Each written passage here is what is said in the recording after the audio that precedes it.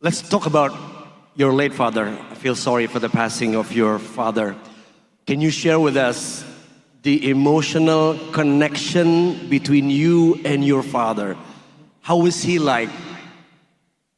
Not just a father, if I'm mistaken. I heard that he sold his house just to build a training gym for you to practice. Is that true? Yeah, this is Please. true. This is true. When I was young, when we was living in our village, that time it was a little bit hard life for our family because we struggle with a lot of things, and most of the most hard things was our family. We don't have money, and that's why my father sell not only house, he sell his because I remember when I was young, we have a lot of cows, like bulls, cows. He sell everything. We moved to capital city. He built gym and he start train a lot of guys. But most of the people was his relatives. And now I understand it was very big investment. It was investment to his relatives and young generations. Now when we look at this, I understand most beautiful and smart things. If you want to invest people. Because a lot of people invest business, it's like making money this. But my father always invest his energy, his knowledge, his experience to us, to me, to my brothers, my friends, all his students, and he have more than 30 world champions. He create more than 30 world champions, and I think investing to the people, this is best things. So he made investment. Habib, if you excuse me, I need to just communicate with the guys, just explain to what you said just now. Jadi investasi terbaik itu teman-teman, menurut beliau adalah tadi kepada anak-anak, orang tua kepada anak. Itu yang dilakukan ayahnya, menjual rumah untuk beli rumah di sebuah kota yang besar untuk berlatih mengajar itu. Jadi benar-benar serius. Your father was very determined. He was very sure that the kids should be fighters one day. He already has something in his mind. Is that true? And the reason why you retired from MMA was one of it because of your mother. How's the emotional connection between you and your mother? Yeah, first of all, when my father, rahimahullah, he passed away, it was the reason why I retired. But at that time, I think a lot of people, they forget about this. But that time, UFC already announced my fight. They announced my fight. I supposed to fight with Justin Gaethje, interim world champion. And my father, rahimahullah, he passed away. And I was planning to finish. But UFC already announced my fight. And that time I talked with my mother and I promised her it's gonna be my last fight. It's gonna be my last fight. I will finish this, but I have to fight because all world already waiting for this fight, and I already signed contract. I have to finish my contract.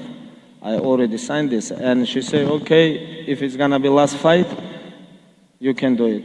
And we make a deal. I promise her, I fight, I finish my fight, and after that, it was a conversation between me and my mother.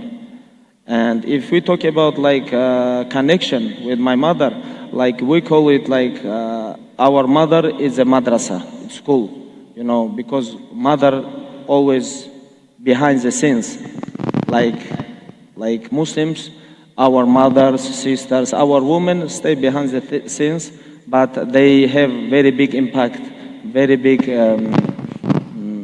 They have big responsibility to give for us good education, good manners, a lot of things we take from mother. And for me, I think women, if we talk about all social program, women take a very big part of to give all kids good education. This is very, very important, I think, and that's why it's very important women have to be educated when they have kids, they have to give them something. But if women don't know nothing, when she gonna have kids, how she gonna grow them? It's very important, like for us, like for all Muslim community, it's like be educated. It's very important because first things what Allah say to us, it's Iqra. Iqra, like you have to read. It's mean educate. This is most important thing in our life. Even like every day I try to learn something. Yesterday on the way from Dubai to Indonesia, I was learning about Indonesia because I'm coming here, I'm gonna meet with a lot of people, and if I don't know nothing about Indonesia, why I come here? I have to be ready. Maybe I'm gonna have some battle with you, and it's mean read, be educated. Not only men, it's very important to women be educated because they have big responsibility to grow our kids. I couldn't agree with you more. In fact, Islam also teaches us. Tepuk tangan nih. And Islam also teaches us, especially all the ladies, should be at home nurturing the kids, taking care of the kids, because the first school for every kid is a mother, right? Okay, so the point is, not all of us are being submissive or being obedient with their mothers. What do you have to say for kids who still argue with the parents? Sometimes it's not easy, especially when you are on top of career, and then your mother asks you to stop. Maybe some of us won't take that decision. Yeah? So what's your advice for people, for kids, for us, for teenagers, towards the relationship with the parents, especially mother? Like I say earlier, it's very important to be educated. Like for me, like Muslim, like what I learned about my religion. Second things, after ibadah, what Allah told us, listen to your parents. Don't even say oof to them. Not only like argue or make them upset, and this is very, very important to have relationship and connection with your parents. This is second things after ibadah, what Allah told us, what we have to do. Listen to your parents. And this is what Allah said. Muhammad SAW, what he say? He say, father, it's not like everyone. You cannot treat your father like everybody you treat. Like your friends, your neighbor, your son, or your family, doesn't matter. It's mean when he talk about father, he talk about parents. Parents is not same people like other people. It's completely different. And for me, it was most important things in my life to treat my parents good. And this is how I grew up. This is how I grew up. And my advice to young generation, learn your religion. Learn your religion and you're gonna come back to your parents. Oke, itu pesannya cukup kuat. Kita harus memahami apa pesan agama kita yang disampaikan kepada kita, terutama dalam ngurusin orang tua kita. Yeah, we have to know the message behind what our religion teaches us, to take care of the parents, to be submissive or obedient to your parents.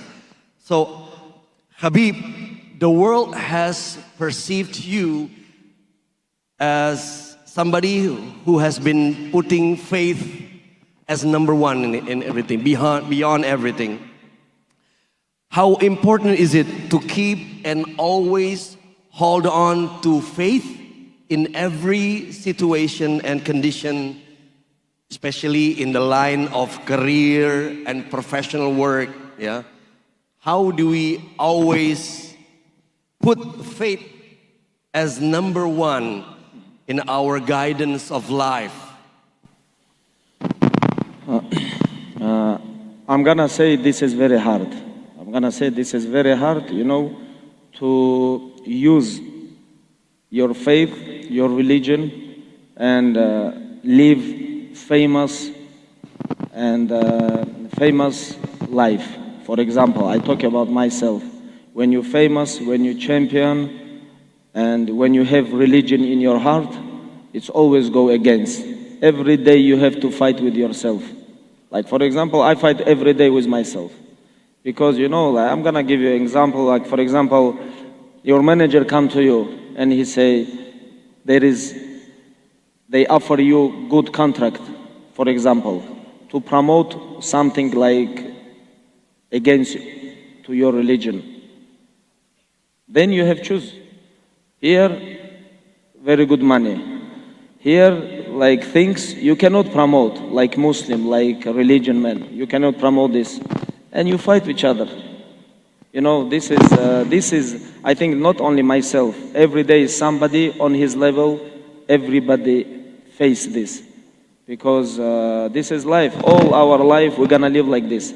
Every single day, we're gonna fight with ourselves, and in one side is gonna be your religion, in other side is gonna be something else, like something very powerful, who always try to kill your religion, And this fight happen inside yourself, and if you don't have knowledge, if you don't learn your religion, you have to, like how we say, your knowledge is your castle.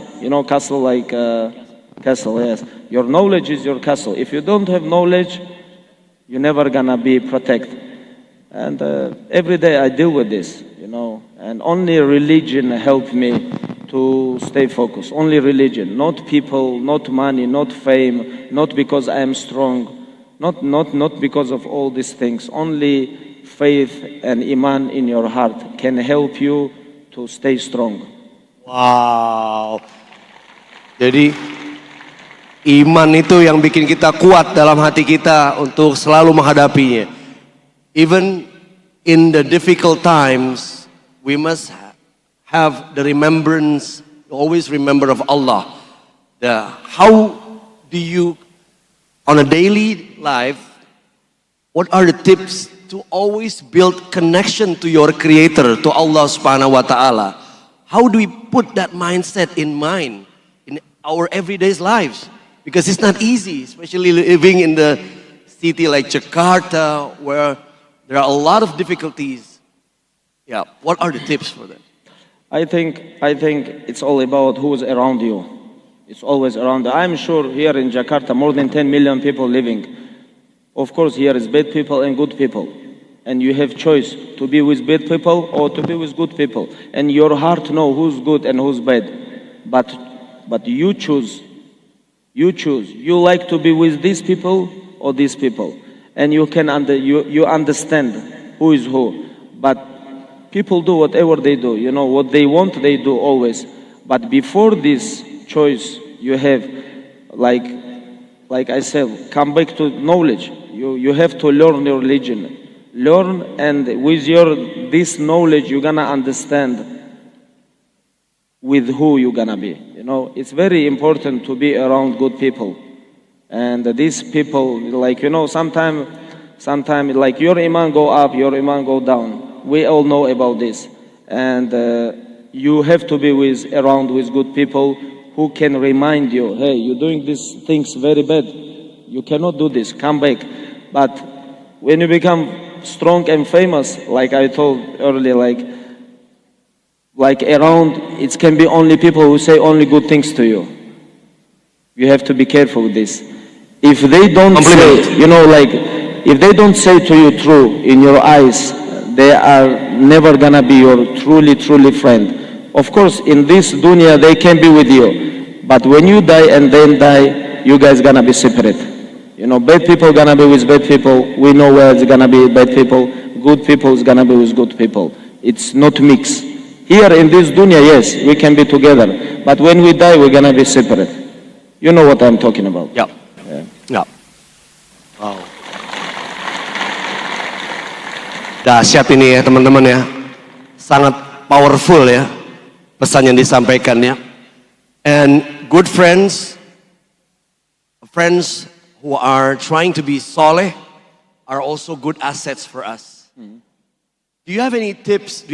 How do you maintain? How do you filter? How do you select your circle? The ones who want to be your friends around you. How do you select your friends? I don't select this. Life select. Time select this.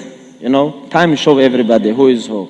You know, sometimes like today you can be with me and you can tell me I'm very good guy. Can I be with you? But you know, time we can go suffer together. Suffer gonna show you. We can do business together. Business gonna show me you are cheap or you generous.